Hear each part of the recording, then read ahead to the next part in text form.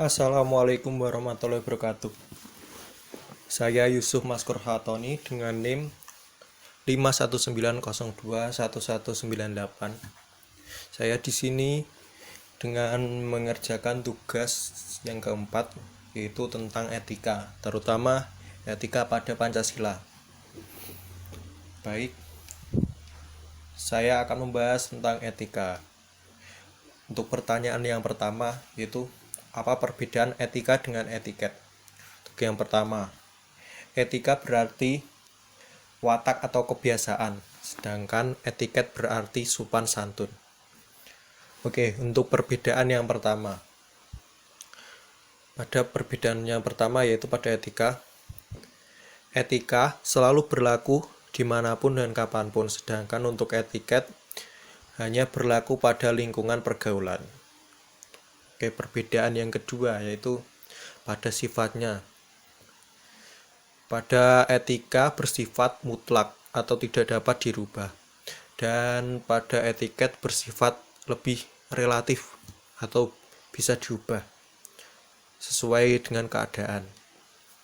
Oke, untuk perbedaan yang ketiga yaitu pada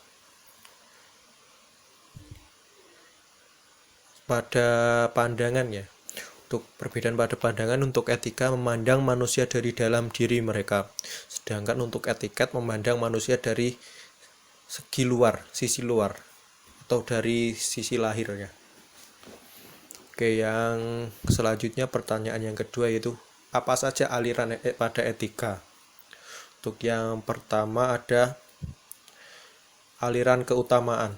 Pada aliran keutamaan menitik beratkan kepada kesopanan dan kebaikan sesuai dengan nilai pada agama atau kepercayaan. Oke, untuk aliran yang kedua yaitu aliran teleologis. Pada aliran ini cenderung menitik beratkan pada konsekuensi dan tujuan akhir. Selanjutnya yaitu aliran yang ketiga, aliran deontologis.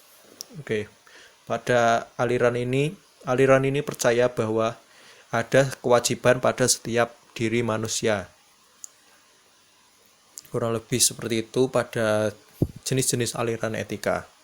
Selanjutnya pertanyaan yang ketiga yaitu urgensi Pancasila sebagai sistem etika.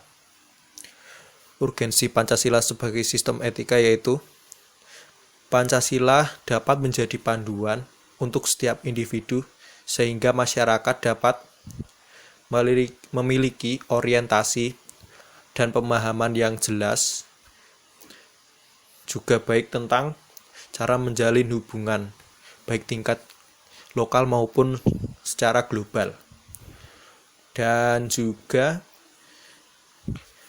etika Pancasila dapat menjadi dasar analisis dalam menilai baik dalam kehidupan bermasyarakat hingga sampai bernegara.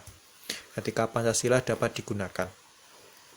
Oke, untuk soal yang keempat yaitu apa saja sih tantangan dalam etika Pancasila kontemporer. Baik, untuk tantangan yang pertama yaitu memudarnya moral pada masyarakat. Dan tantangan yang kedua yaitu semakin banyaknya kasus korupsi di Indonesia ini. Dan yang ketiga yaitu hilangnya rasa takut dan malu pada diri masyarakat. Dan selanjutnya yaitu ada pelanggaran HAM dan terorisme, juga semakin banyaknya berita hoax ya, atau menyebarnya berita hoax yang dapat menyesatkan. Ya, seperti itulah tantangan etika Pancasila kontemporer. Oke, untuk pertanyaan yang terakhir atau pertanyaan yang kelima itu solusi dari berbagai tantangan etika Pancasila kontemporer tadi.